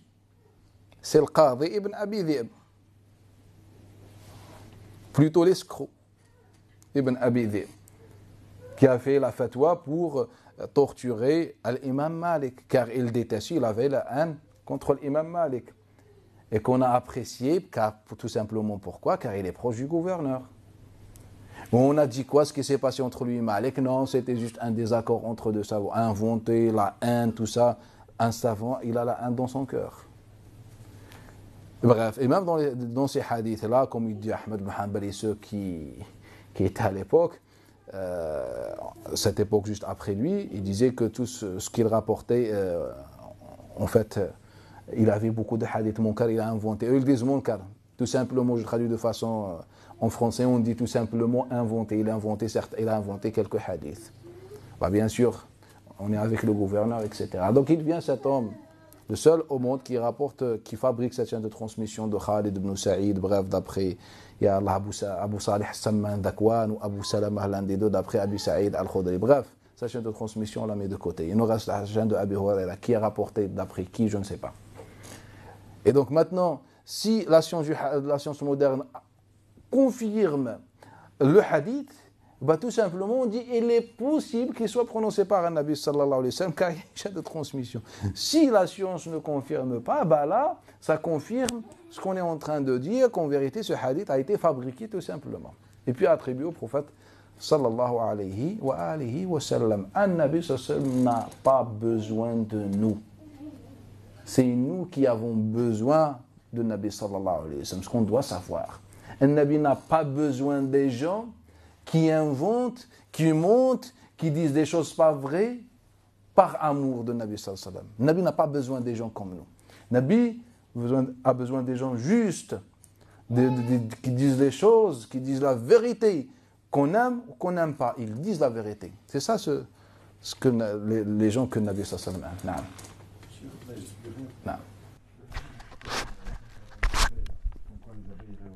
Et les mouches ou les insectes, les autres insectes iraient en enfer. Est-ce que c'est la chaîne de transmission, est-ce qu'elle est authentique? Elle est authentique. Donc c'est un hadith dont la chaîne de transmission est authentique. Donc moi je me pose la question suivante, pourquoi je n'y croirais pas? Moi je me pose pas la question, est-ce que c'est logique ou pas logique? Non, moi je me suis jamais, moi j'ai pas dit que c'était, je me suis pas posé la question au début, est-ce que c'est logique ou pas? Je vous rappelle. La seule méthodologie que je suis, on voit que le hadith, le sens est bon ou pas bon. Moi, dans mon parcours, je ne me suis pas intéressé au sens du hadith. Moi, quand par exemple, on parle du hadith par exemple en particulier, donc j'ai la science du hadith, j'ai beaucoup de remarques sur la science du hadith, et pour moi, aller à plus de 70% n'est pas fiable, incomplète, limitée, etc. Donc, alhamdoulilah, par la grâce d'Allah Ta'ala, j'ai revu ce qu'on a comme patrimoine. Commençons par les compagnons pour imaginer un peu proposer une nouvelle vision plus proche que celle des compagnons que ce qu'on a proposé plus tard. Et donc, à la lumière de cela et avec les preuves et les détails, que je dis un hadith est bon ou pas. C'est qu'à la fin que je m'intéresse au sens. Moi, si tu me ramènes un hadith que je considère comme authentique et tu me dis le sens il est pas bon par exemple, ou il est pas compatible avec ton raisonnement. Par exemple, eh ben, je te dis, barakallahu fik, mais pour moi, je suis sûr que le Nabi sallallahu alayhi wa sallam l'a prononcé. Peut-être moi je comprends mal, mais moi je suis le hadith de Nabi sallallahu alayhi wa sallam. C'est ma vision. Donc concernant le hadith de Anas ibn Malik, je n'ai pas dit que en fait il est mauvais, le sens est bizarre, donc je ne l'accepte pas. Non, moi je n'ai pas cette approche de ce que les prédicateurs aujourd'hui font. Ah, ce n'est pas c'est contradictoire avec ma raison. C'est ta raison, c'est pas la raison de... c'est une relativité, c'est ta façon de voir les choses. Moi, je passe à ce raisonnement, je suis contre ces prédicateurs-là, qui sont en train de rejeter des hadiths de Nabi sallallahu alayhi wa sallam de façon gratuitement, pour servir les autres. En fait, il y a une méthodologie. Le rapporteur, c'est Anas ibn Malik. Sur Anas ibn Malik, c'est un compagnon. C'est un grand compagnon, c'est le servant du messager d'Allah Ta'ala, radiyallahu anhu. Mais les salaf salih étaient tous d'accord pratiquement. Les savants de Salaf Salih, pas juste les savants de Salaf Salih étaient tous d'accord que Anas ibn Malik, pendant sa vieillesse, n'était pas fiable dans ses transmissions. Ce que Abu Huraira a dit, ce que Saïd ibn Musayyib disait, ce que Mujahid ibn Jabr disait, ce que Nafi' Mawla ibn Omar disait, ce qu'on va voir en sunnah du hadith de façon détaillée. Donc, et c'est pour ça que généralement les grands savants ne rapportent pas d'après Anas ibn Malik. Vous trouvez qui? Vous trouvez soit Qatada, soit Thabit al-Bunani, soit Humad al-Tawil, soit. Ils ne sont pas des savants. C'est des transmetteurs du hadith. Mais les grands savants tels Mujahid, bref, les Saïd ibn Jubayr, etc., qui ont vécu, Ibrahim ibn Yazid, bref, sont connus, qui ont vécu avec Anas ibn Malik, fréquenté longtemps, ils n'ont jamais rapporté un hadith de lui. Alors que Anas ibn Malik figure à la tête de la liste de ceux qui rapportent le plus de hadith. C'est-à-dire, il est parmi les 10 premiers, ou les 5 premiers, en matière de nombre. Donc, le hadith, pour moi, qu'il est bon, il n'est pas bon, la chaîne de transmission est authentique selon la science du hadith classique. C'est pour ça que moi je disais, il est authentifié, toujours je me réfère à ce que les savants disent. Et bien, selon les savants, cette chaîne de transmission, elle est bien authentique. Mais le problème, ce n'est pas que la chaîne de transmission. L'histoire que le Nabi sallallahu alayhi wa sallam s'est marié, le récit dit violé. Le récit, il le dit violé. C'est juste que nous, on veut lire autrement, on dit s'est marié. Le récit, il est là pour salir le prophète sallallahu alayhi wa sallam. Pourquoi le récit de Safiya est rapporté par plus de 10 compagnons? Abdullah ibn Abi Awfa, Jabir ibn Abdullah, Abdullah ibn Omar, Aisha, Ali ibn Abi Talib, plus de 10 compagnons nous rapportent tout ce qui s'est passé avant, pendant et après la bataille de Khaybar, et Anas ibn Malik vient réciter ces détails. Pourquoi les autres ne rapportent pas? Les grands qui étaient là, à la tête, le chef, ce jour-là, c'était qui? Ali ibn Abi Talib, il nous rapporte le récit, mais il ne parle ni de façon indirecte ni indirecte de cela. L'histoire, une des gens qui viennent tuer, torturer, arracher les yeux, démembrer des compagnons du messager d'Allah, et personne n'est au courant. Personne ne sait. Il vient Anas ibn Malik, quand il avait environ un siècle, il nous rapporte le récit. Personne, ni Abu Bakr, ni Omar, ni Uthman, personne ne connaissait ça. Personne n'a rapporté ça. Il vient Anas ibn Malik. Nous, en science du hadith, ne voit aucun problème quand on dit un tel n'est pas fiable. Ça ne fait pas de lui un pervers ou un pécheur, c'est tout simplement, il n'est pas fiable. Subhanallah, ce n'est pas un Dieu ni un messager. Il peut se tromper, il a une mémoire, c'est comme les autres. Un homme comme les hommes. Et donc, un siècle plus tard, il vient, on trouve qu'il y avait des gens, et voilà, ont été torturés, tués dans l'époque de Nabi sallallahu alayhi wa sallam de cette façon atroce. Pourquoi personne ne parle alors qu'on a cité et rapporté tout ce que Nabi sallallahu alayhi wa sallam, ce qui s'est passé dans l'époque de Nabi sallallahu alayhi wa sallam, même des choses qui n'ont aucune valeur, des futilités, sont rapportées dans notre patrimoine. Un récit aussi important ici n'est pas rapporté. En fait, il y a beaucoup de choses qui sont comme ça. Donc, généralement, Anas, et déjà, les Ahl al-Bayt réfutaient les détails du hadith de Anas ibn Malik. Muhammad al-Baqir, Ali ibn Hussein, comme il rapporte déjà le Bayhaqi, il s'étonne même, il réfutait les détails que Anas ibn Malik rapporte dans l'histoire de l'urine, etc. Par exemple. Non. On a entendu un hadith. C'est une parole de Ali ibn Abi Talib, ce n'est pas un hadith. C'est pas une parole de... D'accord. Jazakallah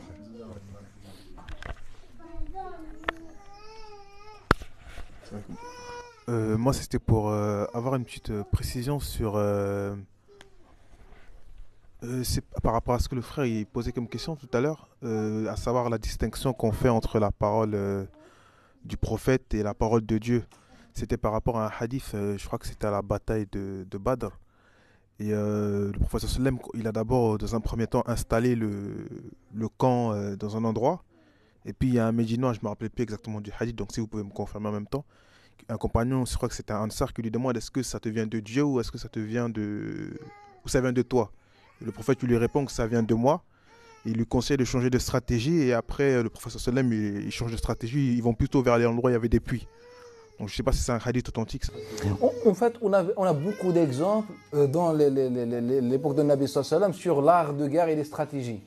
À chaque fois, des compagnons reprochaient ou conseillaient des choses au prophète sallallahu alayhi wa sallam. La divergence sur l'histoire de la bataille de Badr, il y en a qui proposaient de rester à Badr, de rester à Médine et de défendre Médine, d'autres tout ça. Et Nabi sallallahu alayhi wa sallam écoutait attentivement les conseils.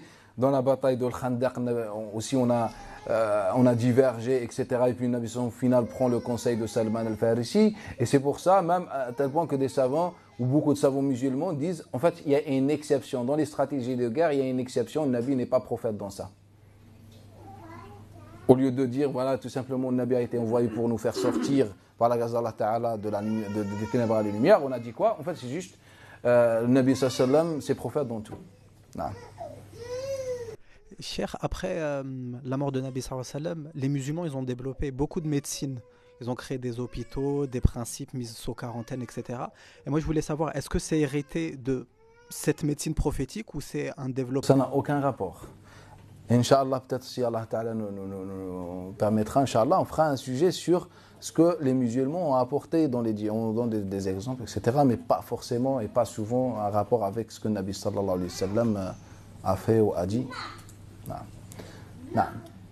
Il y a plusieurs hadiths, je pense, où il y a des exemples où il y a des personnes qui sont malades et qui demandent au prophète sallallahu alayhi wa sallam de leur faire dua et pour les guérir. Et le prophète sallallahu alayhi wa sallam leur répond dans le sens si j'invoque Allah pour toi, bah, il va te guérir, mais c'est mieux pour toi que j'invoque pas. Donc en gros, ce que je comprends, reste avec la maladie, c'est mieux pour toi. Donc, ça ne veut pas dire reste avec la maladie. Je comprends pas en fait. C'est justement pour ça le sens de cette. Non, en fait, ce qui est clair et notoire et connu et sûr, c'est que le Nabi sallallahu alayhi wa sallam a appelé, comme dans le hadith de Abdullah ibn Mas'ud ou Ziyad ibn Alaqa d'après Oussama ibn Sharik, le Nabi sallallahu alayhi wa sallam, il a dit Tadawaw. Tadawaw aux musulmans, où il a dit Ibadallah, aux serviteurs d'Allah Ta'ala, Tadawaw, cherchez la guérison, cherchez. Aller voir les médecins, etc. Ma anzallah ta'ala min da illa anzal ma'ahu ash-shifa ou dawa selon les versions. Et donc Nabi sallallahu alayhi wa sallam ordonne et appelle même un bédouin, il dit wa hal fi dawa khair ya Rasulallah. Il est où le khair dans le médicament et le remède? Il a dit au contraire bal tadaw, donc c'est une obligation. L'homme n'a pas le droit de se délaisser, se négliger, etc. Et en fait la sœur ici parle de dua, car dua ça veut dire que sur place tu es guéri. Car au principe que tu passes par tes étapes, les épreuves, la fatigue, la maladie, etc., Allah Ta'ala te purifie de cette façon. Mais il s'agit d'une femme qui demande au prophète sallallahu alayhi wa sallam un dua, et le Nabi sallallahu alayhi wa sallam lui dit, voilà, si je fais le dua, il est accepté sur place, mais si tu patientes, tu auras plus de, etc. Mais ça ne veut pas dire que non, reste dans l'état et tu ne vas pas voir le médecin. Et il y avait du coup je ne me rappelle plus exactement le hadith, mais en gros qu'il y allait avoir 70 000 ou 7 000 personnes de ma communauté au paradis, et c'est ceux qui ne font pas l'exorcisme, etc. Je sais pas, et le ruqya, etc. Et du coup il y en a qui disent que ça c'est en gros quand on est malade, justement on ne prend pas de médicaments et je pense, je ne me rappelle plus, mais j'avais vu que, par exemple, l'imam Shafi'i disait qu'il faisait partie de ceux qui disaient ça. En gros, quand on est malade, c'est bien de ne pas prendre de médicaments, etc. Non, en fait, c'est le hadith. Non, en fait, le hadith ne parle pas, peu importe son statut. En fait, le hadith ne parle pas dans le sens. Il faut savoir que l'islam n'est pas juste adressé ou bien est adressé à tout le monde de la même façon. Nabi Sallam, il dit dans ma communauté. Donc les 70 000 ou je ne sais pas, ce n'est pas pour fixer et limiter et donner un chiffre. En fait, c'est pour nous montrer que pas mal des musulmans qui sont dans ce cas-là. Et là, on parle En fait, quand on prend les récits, je vous donne un exemple. Lorsque Ka'b ibn Malik ou Abu Lubaba, par exemple dans le récit d'Abu Lubaba, qui rapporte l'imam al-Zuhri, Abu Lubaba, c'est un homme qui vient vers Nabi sallallahu alayhi wa sallam, il dit, ah Rasulallah, moi je donne tous mes biens, voilà, tout ce que j'ai est pour Allah. Nabi sallallahu alayhi wa sallam lui dit, non, prends les 2 tiers et garde un tiers, il laisse un tiers. Donc Sufyan ibn Uyayna se trompe, il l'attribue à Ka'b ibn Malik et ce n'est pas exact. Bref, il dit, garde une partie, le tiers et donne le 2 tiers. Alors que lorsque Omar ibn Khattab a donné la moitié de son argent et Abu Bakr a donné tout ce qu'il possédait, et bien Nabi sallallahu n'aura pas dit on fait le tiers. Donc ça nous montre que en fait l'islam prend en considération aussi un peu les degrés de l'iman. Mais bien sûr de façon Nabi sallallahu n'était pas en train de recommander ou tout ça, il est en train juste par exemple dans le récit de constater que dans ma Ummah il y a une partie de ma Ummah qui a choisi ça. Mais c'est de façon à titre personnel, individuel, n'a aucun rapport avec le din. C'est ça le sens du hadith.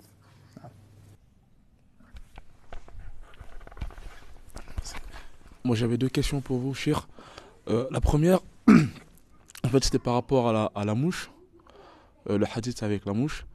Je l'avais lu aussi, je pensais qu'il était authentique, donc j'attends confirmation s'il vous plaît, qu'il fallait tremper la mouche dans le verre parce que dans une des ailes se trouve le remède. Et j'aimerais savoir s'il est authentique ce hadith ou s'il a été inventé. Parce que, je pense que j'ai pas très bien compris, vous en avez parlé, mais... En fait, tout simplement ce que je disais. Je disais tout simplement que c'est un hadith qui a une ou 2 chaînes de transmission célèbres. Celle de Abi Huraira et Abu Sa'id al-Khudri. Abu Sa'id al-Khudri, elle n'est pas bonne, elle est fausse.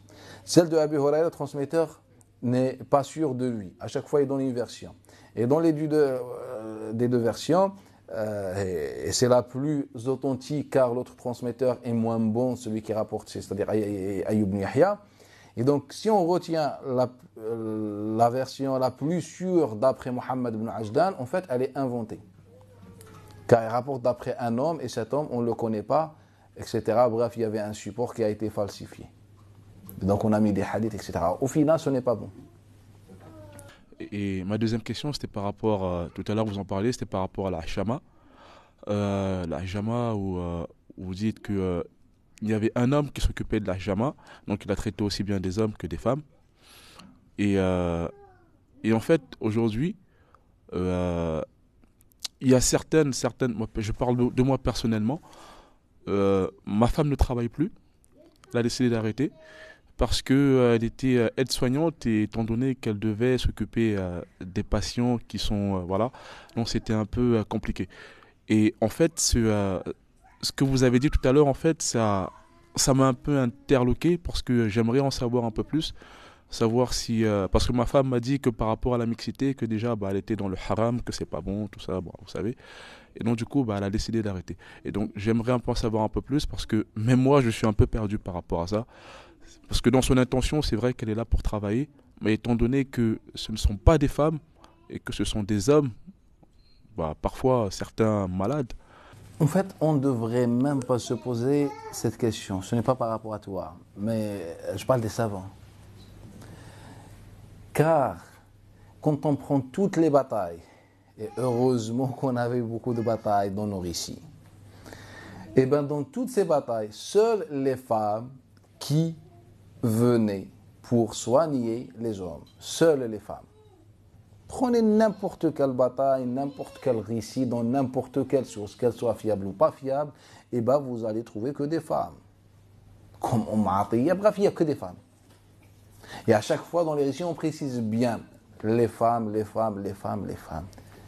Et donc j'aimerais bien savoir, ou je veux savoir, pourquoi les musulmans ou les chouyours n'ont pas encore compris que malgré qu'on avait des hommes, malgré qu'on avait des servants, malgré qu'on avait des vieils hommes, pourquoi on a demandé aux femmes, aux jeunes filles précisément, des jeunes, des femmes qui bougent, on est dans l'état de guerre, qui bougent, qui sont actives. Pourquoi Nabi sallallahu n'a pas fait venir les servants? Pourquoi le Nabi sallallahu n'a pas fait venir les vieils hommes qui ne peuvent pas combattre, pour ne pas perdre des éléments des soldats, ils sont là pour nous aider. Pourquoi le Nabi sallallahu a fait venir uniquement les femmes? Parce que c'est la logique, subhanallah. Allah Ta'ala a créé les terres et les cieux comme ça. C'est les femmes qui sont plus douces, attentionnées, etc. Et en plus, elles ne faisaient pas de guerre, etc. Elles ne participaient pas, majoritairement ne participaient pas. Et elles sont là pour faire ce travail-là. On n'était pas dans la nécessité. Il y avait des servants. Et les servants ne faisaient pas de djihad. Et les servants ont un statut particulier, vous dites en islam. Et pourquoi ils ne venaient pas soigner les hommes?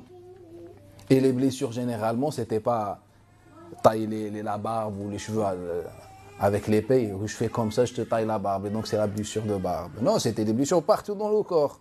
Et c'est les femmes. Dans le hadith de Jabir ibn Abdullah, est clair. Chez les salaf salih, je ne vois pas de divergence entre les salaf salih sur cette question. Que les femmes allaient se faire soigner chez des hommes, chez salaf. On n'a jamais, moi tout ça, pendant le premier siècle au début, j'ai pas vu un récit dans lequel il dit que la femme, non c'est haram, ça serait, ou bien juste je te recommande au conseil tout d'abord chercher s'il y a une femme pour te soigner. Non, en fait, il n'y avait pas de différence.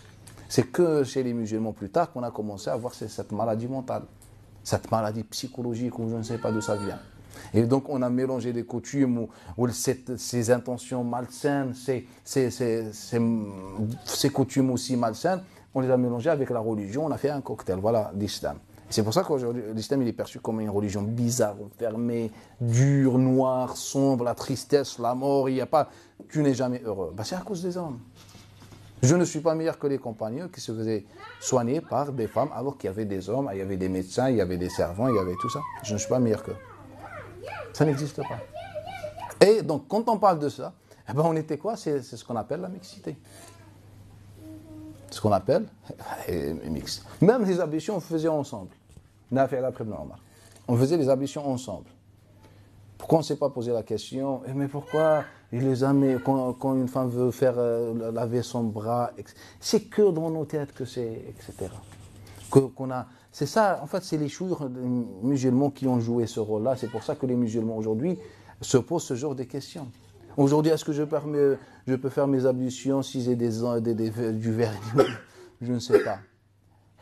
Aïcha, Salama, etc., elle faisait, étaient des femmes tout simplement, comme vous les femmes. Elles étaient des femmes comme les femmes d'aujourd'hui. Elles avaient un maquillage. Elles utilisaient soc. C'est quoi soc? C'est quoi? C'est une plante, comme le vernis, comme ça, qui a une couleur, mélangée avec le musc. Et on faisait un teint ou un maquillage, je ne sais pas, sur le visage, par exemple. On faisait les ablutions. Et donc, c'est un peu huileux, un petit peu ce produit. Et donc, on ne se posait pas sur lequel on mettait le henna, on faisait les ablutions. Le henna, ça cache. Après, on est rentré dans la philosophie, mais en fait, le henna, la texture, ce n'est pas pareil, etc. Mais le henna, autrefois, c'est comme le henna chez les femmes, les femmes du bled. C'est le henna qui est épaisse, avec une balle ne traverse pas.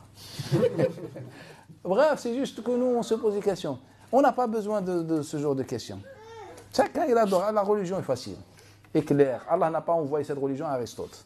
Il a envoyé la religion à tout le monde pour nous faire sortir, ou bien pour les faire sortir des ténèbres à la lumière. Tout simplement. On s'arrête ici, Inch'Allah. Subhanak hamdik, nashhadu an la ilaha illa anta, astaghfiruka wa atubu ilayk, wa barakallahu ta'ala fikum.